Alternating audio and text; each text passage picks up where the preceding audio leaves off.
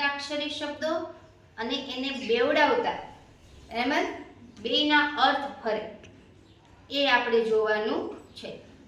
જોઈએ આપણે આકારાંતના એકાક્ષરી શબ્દો લખી.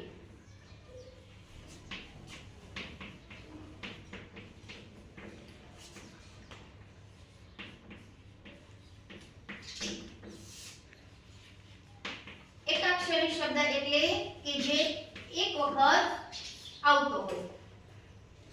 બરાબર? આપણે લખીએ કે કા. તો આ આપણે કા વાળો જેને કલમ કહીએ ને, કા, ખા, ગા, ઘા એ આ એક વખત લખો, આ એકાક્ષરી શબ્દ થયો. હવે એને બેવડાવીએ એટલે કે બે વખત લખીએ તો આ શું થયું? કાકા. તો બેનો અર્થ ફરે. કા એટલે આપણે કે કા હું કામ એવા અર્થમાં કરી. કા એટલે શું કામ? મને આ વસ્તુ દે કા હું શું કામ દઉં? શું કામ? અને આનો અર્થ થયો કાકા. તો કાકા એટલે પપ્પાના નાના ભાઈ. પપ્પાના નાના ભાઈ. બરાબર? તો આ એકાક્ષરી શબ્દ થયો અને આ જે શબ્દ છે કાકા એને આપણે બેવડાવ્યો, બે વખત લીધો. બરાબર? એટલે બે વખત લેતા એમ પણ લખી શકાય અને બેવડાવતા એમ પણ લખી શકાય. તો હવે આવા બીજા આપણે કા વાળા શબ્દ લઈએ. ચા. તો ચા એટલે આપણે જે સવારમાં પીએ છે તે હે ને પીણું. અને ફરી પાછું લઈએ તો ચા. તો ચાચા એટલે હિન્દીમાં પપ્પાના નાના ભાઈ ને હિન્દીમાં ચાચા કહેવાય. ગુજરાતીમાં આપણે કાકા કહીએ. એટલે પા. તો પા એટલે ચોથા ભાગનો એક ભાગ. આપણે શીખ્યા ને કે ચાર ભાગનો એક ભાગ એટલે પા, ચોથાનો એક. બીજી વખત લઈ તો આ શું થયું? પા એટલે પપ્પા, પિતા. રેડી? ચાલો હવે લઈએ દા. તો દા આપણે રમતા હોય ત્યારે આપણે કહીએ ભાઈ તારો દા. હું નહીં દા દઉં, તારો દા. હે ને? એ દા. ફરી એને બેવડાવીએ તો શું થયું? દાદા. હવે છે ના. નાનો અર્થ થાય નહીં. ના હો, હું તને બુક નહીં દઈશ માહી, મારી છે. આપણે કહીએ ને હે? તો ના એટલે ના પાડવી. ફરી એને આપણે બેવડાવીએ તો ના. તો નાના એટલે મમ્મીના પપ્પા. તો અહીંયા આપણે જો એકાક્ષરી શબ્દમાં આપણે સંબંધો શીખ્યા. આ જે બધા છે એ સંબંધો છે ને?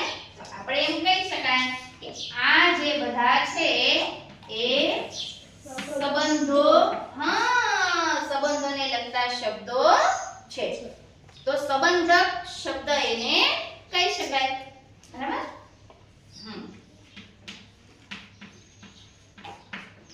હવે બીજા આ સિવાયના શબ્દો લેવાના છે. બોલો જો કોઈને યાદ આવે તો. માં. તો એ તો અહીંયા જ આવશે. ચાલો, માં એટલે મમ્મી. આપણે જેને કહીએ ને મમ્મી. ફરી એને બેવડાવીએ તો શું થશે? મામા. ચાલો પછી ભા. ચાલો, ભા છે ને હે એ માનવાચક શબ્દ છે. આપણે કેમ ભાઈ કહીએ એમ ખાલી ભા પણ કહેવાય. જગુભા. તો એ માનવાચક વડીલો માટે વપરાતો શબ્દ છે કે કોઈ પણને માનવાચક શબ્દ. હવે ફરી પાછો એને બેવડાવીએ તો શું થશે? ભાભા. તો ભાભા આપણે કોને કહીએ છે કે જે વૃદ્ધ વ્યક્તિ છે હે એને ભાભા કહીએ આપણે ગુજરાતી તળપદી ભાષામાં. ચાલો પછી લા. લા એટલે લેવું. હે એન્જલન કે લા આ મારી વસ્તુ છે. હે લા એટલે લેવું અને લાલા તો લાલા એ નામ છે અથવા તો કાનુડાને આપણે લાલા લાલો કહીએ ને કૃષ્ણ ભગવાનને. ગા ગા ચાલો ગા એટલે ગાવું. ફરી પાછું એને લઈએ ગાગા તો ગોતવું શોધવું. બરાબર. હવે છે ઘા. ઘા એટલે આપણને લાગે ઈજા થાય એ ઘા. હવે ઘાઘા ક્યાંક આપણે જવું હોય ઉતાવળ હોય ત્યારે કે ઘાઘો શું થાય નિરાતે ગોતને મળી જશે વસ્તુ. તો ઘાઘા થવું એટલે ઉતાવળમાં શોધવું કે ઉતાવળિયું કામ કરવું એને કહેશું ઘાઘા. હા હા ચાલો હા એટલે હા. હે કોઈ વસ્તુ આપણે કોઈને દેવી હોય કે કોઈ કાંઈ પૂછ્યું તો આપણે હા પાડવી છે તો હકારમાં હા. ફરી પાછું લઈએ તો હા હા હા તો ઈ દાંત કાઢવાના હાથમાં થયું. હા હા હા હા દાંત કાઢતો નિર્વા હા જો તો હા હા હા હા આપણે હા હા હા હા નથી કહેતા હા ને હા હા હા કરીએ છીએ ને.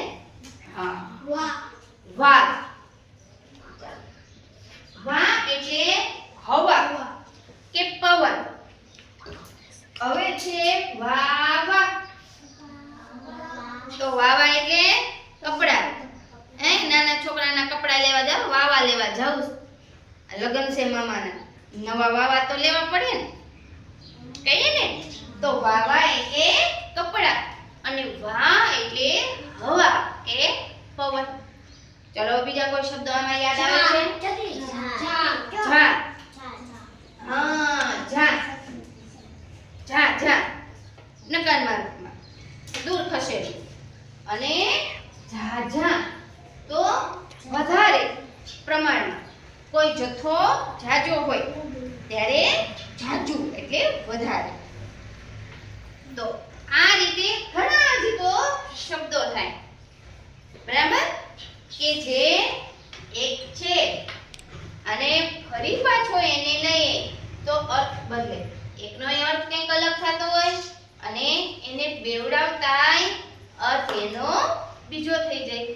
તો આ રીતે આપણે હાસ્યની સાથે રમતા રમતા સંબંધોય શીખાઈ જાય અને શબ્દોની પણ રમૂજ આવે.